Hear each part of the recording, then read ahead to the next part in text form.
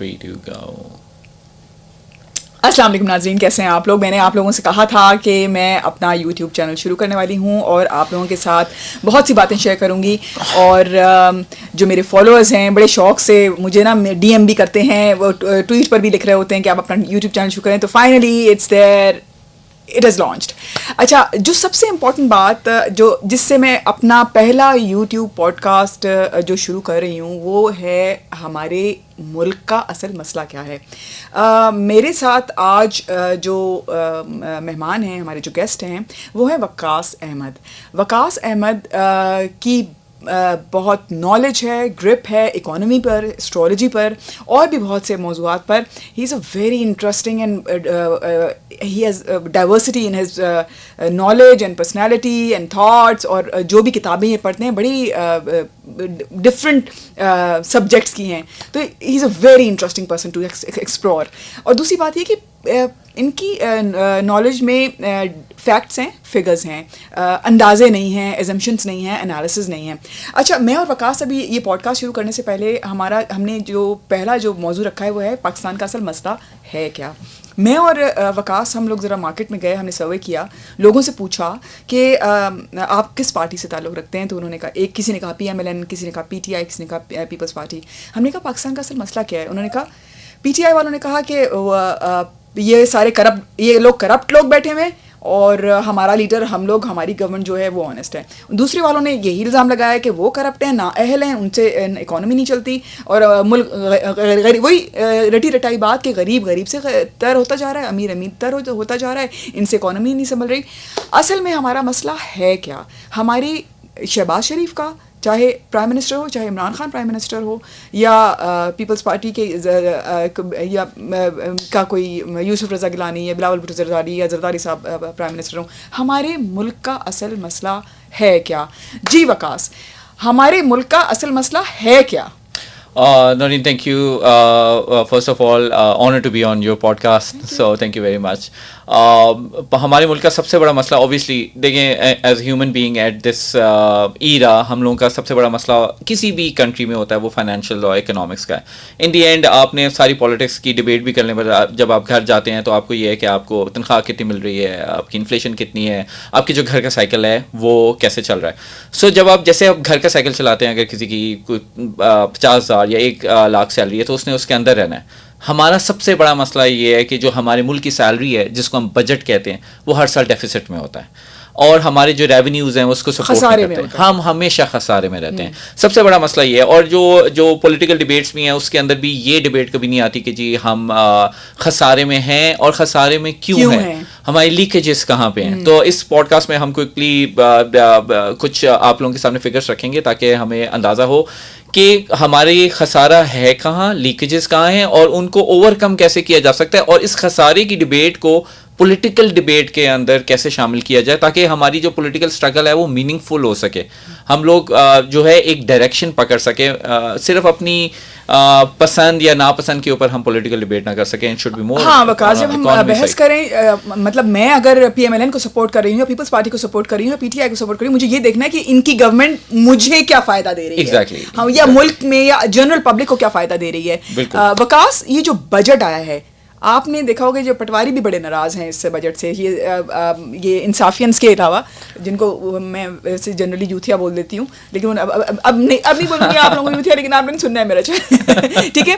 لیکن پٹواری بھی بہت زیادہ ناراض ہیں, پٹواری بھی بہت زیادہ, یعنی کہ PMLN کے سپورٹر بھی بہت زیادہ تنقید کر رہے ہیں. وکاس, ہمارے بجٹ کا مسئلہ کیا ہے, کہاں کہاں اس کی فکسیشن ہو سکتی ہے, مجھے ایک راؤنڈ اپ بتائیں, آسان لفظوں میں بتائیں تاکہ ہماری پبلک اس چیز کو سمجھے. اچھا, ہم اس کے لیے ہم نے کچھ سلائڈس پریپیئر کی ہیں. تو ہم جیسے فرسٹ سلائڈ کو دیکھتے ہیں تو ہمارے بجٹ ہے. تو پہلی سلائڈ تھوڑی سی بورنگ ہو سکتی ہے لیکن ہم اسے سمپلیفائی کریں گے تاکہ تمام یوزرس کو پتہ چلے. اٹس جسٹ لائک جیسے آپ کا گھر کا بجٹ ہوتا ہے اسی طریقے سے یہ بھی بجٹ ہے. تو آپ فرسٹ سلائڈ کو اگر دیکھیں تو آپ کا ٹوٹل جو حجم ہے بجٹ کا وہ 17 ٹریلین ہے. 17 ٹریلین ہے, اور اس میں سے جو آپ کا ریونیو ہے وہ 11 ٹریلین ہے, اور آپ نے جو ڈیفیسٹ ہے یا خسارہ ہے وہ 6 ٹریلین ہے. تو آپ دیکھیں کہ تقریباً آپ کا نا 40 to 50% خسارے میں آپ جا رہے ہیں. اس کا مطلب آپ کے پاس ریسورسز نہیں ہیں. یہ سب سے بڑا بنیادی مسئلہ ہے, اسی کو ہم آگے بریک ڈاؤن کریں گے. یعنی کہ جنرلی جیسے ہماری عوام میں ایک غریب آدمی جو کما رہا ہے 1,00,000 روپے تنخواہ کما رہا ہے لیکن اس کے خرچے ہیں 1.5 روپے. ایگزیکٹلی بالکل ایسے ہی ہے کہ آپ کی تنخواہ کم ہے اور آپ کے خرچے زیادہ ہیں, اور خرچے بھی وہ ہیں کہ جو لیکیجز ہیں. کوئی ایسا نہیں ہے کہ آپ عیاشی کر رہے ہیں یا کہ آپ کے بہت بڑے پروجیکٹس لگ رہے ہیں. تو اس بجٹ کی جو پائے ہے اس کو ہم نے بریک ڈاؤن کیا ہے. تو آپ یہ دیکھیں کہ جو سب سے بڑا پیمنٹ جو ہم سارے مل کے کرتے ہیں اس حکومت کو چلانے کے لیے وہ 8 ٹریلین ہے, جو کہ ہم صرف لونس میں کر دیتے ہیں. لونس جو ہم نے قرضے لیے ہوئے ہیں ان کے اوپر انٹرسٹ دینا, ہماری کمائی کا بڑا حصہ قرضوں میں جا رہا ہے. اس کے علاوہ آپ دیکھیں پینشن کی بھی بات ہوتی ہے, تقریباً 1 ٹریلین ہے. It's huge. گورنمنٹ اس کے بارے میں اسے آپٹیمائز کرنا چاہ رہی ہے, but still it's negligible at the moment. اتنا بڑا وہ شیئر نہیں ہے. ڈیفینس کے اوپر بہت بات ہوتی ہے کہ جی 50% ہے یا 70% کھا جاتے ہیں, وہ صرف 2.5 ٹریلین ہے. اچھا, which is not, یہ بھی ایک کلیشے ہے کہ جی بہت زیادہ اگر آپ اس کے اندر اوور ہیڈس ڈال بھی دیں 3 ٹریلین کر لیں تو اٹس ہارڈلی 30%. اچھا, یعنی کہ شور زیادہ مچایا ہوا ہوتا ہے, تنقید برائے تنقید, لیکن ڈیٹیل کسی کے پاس نہیں. ایگزیکٹلی ڈیٹیل نہیں ہے. اور یہ بجٹ ڈاکومنٹ کے سارے فگرس ہیں منسٹری آف فائنانس کی, اس سے لیا گیا. So it's just 2.5 trillion. اس کے علاوہ گرانٹس اور سبسڈیز ہیں. گرانٹ جو ہیں وہ جیسے آپ کے ڈفرینٹ صوبوں کو کچھ پیسے چاہیے ہوتے ہیں, کچھ وومن ایشوز کے پروگرام ہیں, کچھ کشمیر کے اوپر ہیں, تو اس کے اوپر 1.9 ٹریلین ہے. اس میں بھی لیکیجز ہیں, اس کو ڈیجیٹائز کرنے کی ضرورت ہے. اور جو بہت بڑا ایک ویسٹیج ہے وہ ہے سبسڈیز. سو سبسڈیز ہمارے ایس او ایز ہیں جو اسٹیٹ اونڈ انٹرپرائز ہیں, جیسے پی آئی اے ہے, جیسے ریلویز ہے. حکومت جو ادارے چلا رہی ہے وہ 1,000 ارب روپے دیکھیں اس میں ہر سال ضائع ہوتا ہے. 1,000 ارب کا مطلب ہے کہ اگر ایک میٹرو 200 ارب کی بنتی ہے تو ہم ہر سال 5 نیو میٹروز بنا سکتے ہیں. یا اگر 1 ارب کا ایک چھوٹا میڈیم ہاسپٹل بنتا ہے تو ہم ہر سال جو ہے 1,000 ہاسپٹلس ایڈ کر سکتے ہیں اپنی سوسائٹی میں, اپنے ملک میں. بٹ وہ 1,000 ارب ایک ایسے اداروں میں چلا جاتا ہے جو کہ مسلسل لاس کر رہے ہیں. تو یہ ایک جو ہے نا وریسم پوائنٹ ہے. اس کے علاوہ جو فیڈرل گورنمنٹ کو شہباز شریف ہوں چاہے وہ عمران خان ہو, وہ بہت کہتے ہیں کہ ہم آپٹیمائز کریں اس کے خرچے کو, لیکن فیڈرل گورنمنٹ کو یہ جو چھوٹا سا ایریا ہے اس کو چلانے کے لیے یا اے سیز ڈی سیز کے جو خرچے ہیں, لاجسٹکس ہیں, another 1,000 billion, another 1 trillion اس میں چلا جاتا ہے. پھر ہمارے پاس پی ایس ڈی پی آتا ہے وچ از 1.2 ٹریلین, جو کہ ہمارے ڈیولپمنٹ بجٹ, وہ ڈیولپمنٹ بجٹ جو فیڈرل گورنمنٹ کرتی ہے. جیسے اسلام آباد میں جب بھی آپ کوئی ڈیولپمنٹ بجٹ دیکھتے ہیں یا کوئی کینال کا پروجیکٹ ہے یا کوئی بڑی موٹر وے کا پروجیکٹ ہے, دیٹ از 1.2 ٹریلین. اور اینڈ میں جو سب سے بڑا ہے وہ ہے این ایف سی گرانٹس. سو جو جتنا بھی ریونیو ہم نے اس کو اچیو کرتے ہیں, کلیکٹ کرتے ہیں, اس میں سے 8 ٹریلین صوبوں کو چلا جاتا ہے. اور صوبوں کا جو بجٹ ہوتا ہے وہ تقریباً 60 to 70% N F C budget ہوتا ہے, which is a major leakage again. So یہ ہماری ایک پائے ہے. صوبوں کو پیسہ جانے کو آپ لیکیج کیوں کہہ رہے ہیں؟ این ایف سی وارڈ یا 18th امینڈمنٹ جو میں جو صوبائی خود مختاری دی گئی کہ پیسہ صوبوں کو جائے گا سارا اور صوبے اپنا اپنا محکمے خود چلائیں گے, اس پر میں نے آپ کو میں نے دیکھا کہ آپ اس پہ راضی نہیں ہیں. کیوں؟ جی بیکاز ہوتا یہ ہے کہ جب آپ صوبوں کے پاس جاتے ہیں تو ان کے پاس یہ ایک قسم کا فری منی آ رہا ہوتا ہے, ایک پیسہ ہے جو کہ انہیں فیڈرل نے دینا ہے, انہیں ریونیو کلیکشن میں کوئی ایفرٹ نہیں کرنی پڑتی.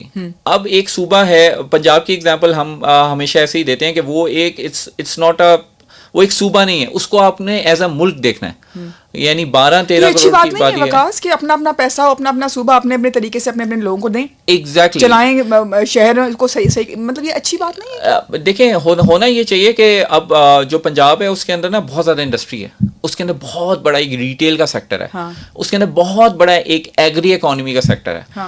اب چند ریٹیل آؤٹ لیٹس کے علاوہ which are literally in hundreds, آپ ریٹیل کو ٹیکس نہیں کر سکتے کیونکہ فیڈرل گورنمنٹ کی کیپیسٹی ہے ہی نہیں. اگر آپ نے ٹیکس کرنا ہے یا اپنی گرے اکانومی کو آپ نے ڈیجیٹل اکانومی میں یا فارمل اکانومی میں لے کر آنا ہے, you need help from the provinces. دیکھیں اب ایک چھوٹے شہر ہیں, جیسے کوئی بھی ایک چھوٹا شہر ہے, جڑا والا ہے, منڈی بھاؤدین ہے, آپ فیڈرل گورنمنٹ کی کیپیسٹی ہو ہی نہیں سکتی کہ وہاں وہ آپ ایگری ٹیکس امپورٹ کر سکیں, آڑتیوں پہ ٹیکس امپورٹ کر سکیں, ڈسٹریبیوشن پہ ٹیکس امپورٹ کر سکیں. اگر کسی بھی پروونس کے یا پروونشل گورنمنٹ کے پاس یہ ٹارگیٹ ہو کہ میں نے اپنا سارا بجٹ خود ہی کولیکٹ کرنا ہے تو وہ ڈیفینیٹلی وہ میکانزمس انڈیوس کریں گے, وہ ڈیجیٹائزیشن کریں گے, وہ انوویشن لے کر آئیں گے. اب یہ جو سارا کا سارا اسٹریس ہے یہ فیڈرل کے اوپر آ گیا. یعنی کہ اس کا مطلب یہ ہے کہ آپ کہہ رہے ہیں کہ جو ہمارا جو ٹاپ پہ وزیر اعظم بیٹھا ہوتا ہے, چاہے وہ عمران خان ہو, شہباز شریف ہو یا زرداری صاحب ہوں, ہم جو ان کو بلیم کرتے ہیں کہ یہ کرپٹ ہیں, ان سے نہیں ملک چل رہا, ساری ذمہ داری ان کی عائد ہوتی ہے. فیڈرل گورنمنٹ کی ساری ذمہ داری عائد نہیں ہوتی. جو ہم نے سسٹم کریٹ کیا ہوا ہے, چاہے وہ بیوروکریسی کا سسٹم ہے یا آپ کہہ رہے ہیں جس طرح صوبائی خود مختاری ہے, یہ چیزیں ہمیں نقصان میں اور عوام کو تکلیف میں لے کے جا رہی ہیں الٹا, اور صرف فیڈرل گورنمنٹ ہی ذمہ دار نہیں ہے. آپ یہ ایگزیکٹلی. اب آپ دیکھیں نا کہ 5 ٹریلین جو ہے وہ پنجاب کا بجٹ ہے, اس میں سے 4 ٹریلین جو ہے وہ فیڈرل دے رہا ہے, تو اس کی تو کوئی ریکنسیلیشن ہی نہیں ہے کہ میں نے, وہ تو ان کے پاس فری کا بجٹ ہے, آگے وہ 2 ٹریلین کی تو تنخواہیں دے دیتے ہیں. سولوشن کیا دیکھتے ہیں آپ؟ سولوشن یہی ہے کہ آپ کو جو پروونس لیول کے اوپر اپنا پروسیس ریونیو کا صحیح کرنا پڑے گا, ڈیجیٹائزیشن کرنی پڑے گی, انوویشن کرنی پڑے گی, تاکہ وہ اپنا ریونیو جنریٹ کریں دیٹ از مور ٹرانسپیرنٹ. آپ کا انالیسس کیا ہے, ڈیجیٹائزیشن سے کون روک رہا ہے ان کو؟ مجھے لگتا ہے کہ جو ہمارے گرے اکانومی کے جو بڑے مافیاز ہیں, جیسے ابھی آپ دیکھیں ریسنٹلی شوگر مافیا ہے, تو اب یہ پورا ایک ڈسٹریبیوشن چین ہوتا ہے, آپ کی ایگری کا ایک ڈسٹریبیوشن چین ہے, تو ایگری اکانومی کا ایک مافیا ہے. اچھا بائی دا وے تھوڑا سا اس میں پریامبل ہے, ہر ملک میں نا کوئی نہ کوئی ایک مافیا ہوتا ہے. جیسے اولیگار کا مافیا ہے رشیا میں, جیسے مڈل ایسٹ کے اندر رائلٹی کا مافیا کہہ لیں, یا they are in charge of it.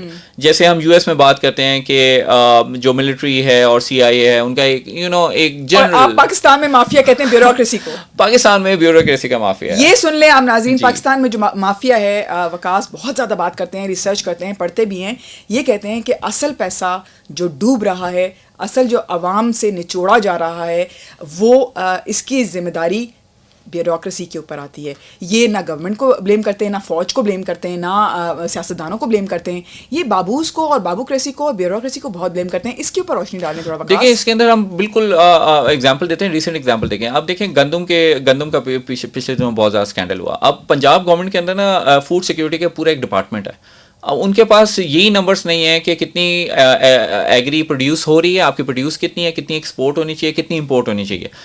May be in کے پاس ڈیٹا ہے, ایسا نہیں کہہ سکتا کہ ڈیٹا نہیں ہوگا, بٹ وہ ڈیٹا اینڈ یوزر کے لیے کتنا کارآمد آ رہا ہے وہ نہیں ہے, کیونکہ they are hand in glove with the mafia. Again Pakistan جیسے ایگری ملک میں چینی جو ہے وہ ایکسپینسو ہو رہی ہے, کبھی ایکسپورٹ ہوتی ہے, پھر دوبارہ امپورٹ ہونا شروع ہو جاتی ہے. یہ تو ایک ہمیشہ کا ہے, جب سے پاکستان بنا ہے ہم آٹا اور چینی گندم یہ پروڈیوس کر رہے ہیں. اس کے اوپر تو اسکینڈل آنا ہی نہیں چاہیے. اب اس کے اوپر ڈیفینیٹلی جو فوڈ اینڈ ایگری کے جو لوگ ہیں یا فوڈ سیکورٹی کا جو ڈپارٹمنٹ ہے اس کو رسپانسبلٹی ہونی چاہیے. اس کے علاوہ آپ یہ دیکھیں کہ پاکستان میں جو ڈسٹریبیوشن آف ایگری پروڈکٹس ہیں اس کے اوپر کوئی ٹیکسیشن ہی نہیں ہے. اب آپ دیکھیں ہم زمینداروں کو یا جاگیرداروں کو سارا بلیم کرتے ہیں, لیکن ان کو ٹیکس نیٹ میں کس نے لانا ہے؟ یہ جو پروونشل گورنمنٹ ہوتی ہے انہی کے پاس وہ مین پاور ہے, جو ملینس آف جو انہوں نے ریسورسز رکھے ہوئے, ہیومن ریسورس رکھے ہوئے, they have the man power to do it.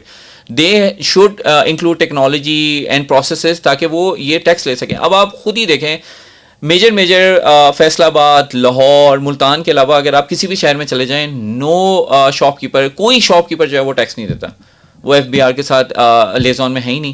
اب یہ کیسے ہو سکتا ہے؟ FBR کی یا ریونیو کی ٹیمز چھوٹے شہروں میں تو جا ہی نہیں سکتی.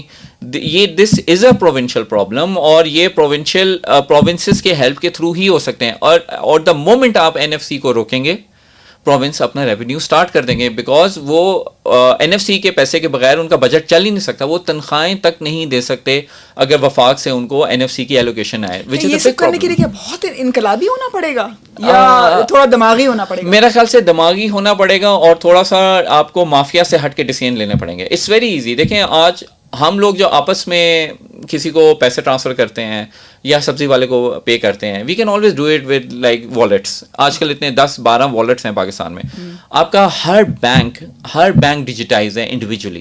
آپ کی ایک پیمنٹ والیٹس کسے کہہ رہے ہیں؟ والیٹس جیسے ایزی پیسہ ہے, جاز کیش, ساڈا پے, نیا پے, یہ سارے اس طرح کے بہت 10 سے زیادہ والیٹس ہیں.